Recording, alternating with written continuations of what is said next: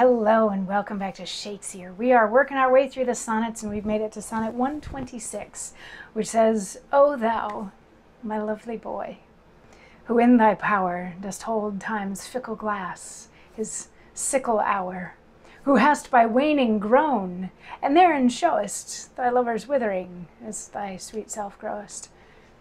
In nature, sovereign mistress over wrack, as thou goest onward, still will pluck thee back. She keeps thee to this purpose, that her skill may time disgrace and wretched minute kill. Yet fear her, O thou minion of her pleasure. She may detain, but not still keep her treasure. Her audit, though delayed, answered must be, and her quietus is to render thee. So this one's a little bit weird for a couple of reasons. It has a lot of similar themes to things that we've heard before. The passage of time and people aging and the fair youth holding on to his beauty while everybody else around him seems to be growing older, and time keeps spinning, everything like that. But this sonnet only has 12 lines in it. It doesn't have 14 like most of the others. It only has 12. And the rhyme scheme is different. The first 2 lines rhyme, then 3 and 4 rhyme, then 5 and 6 rhyme, instead of sort of an alternating rhyme scheme. So it's got a little bit of a different structure to it.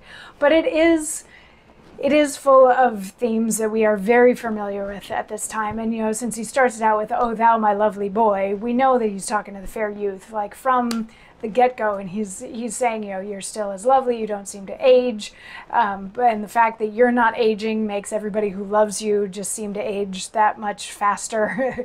Everybody else is sort of withering and aging around you. He's like, yeah, but nature has been preserving you like this while everybody else is getting older. She's holding you back to show off her skill and to sort of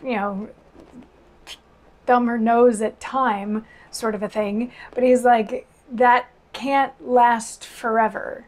She can delay things, but she can't put off your death forever. At the very end, he's like, even though she's been sort of protecting you, you will eventually die, because everyone and everything does. It's an interesting note to land on, because he has talked about the passage of time, and especially in the first chunk of sonnets that were all like, please procreate so that after you die you live on, and then the next set of sonnets that were like, I'll preserve you so you'll live on forever in my poetry. It's interesting that this one only has 12 lines that end with, you're gonna die someday. And there's no, but I'm going to preserve you in my words, or but have a kid and then you'll be preserved, or here's how we can prolong your life some other way. It almost feels like there were 2 more lines here that we're going to throw in that little twist at the end to make everything be like, okay, but yes, you will continue on forever. But maybe they got lost. Maybe coffee got spilled on that page. I don't know. Or maybe Shakespeare was just having a bit of a pessimistic day, and he decided to actually own up to the fact that nothing, even his fair youth, would last forever. So, I don't know.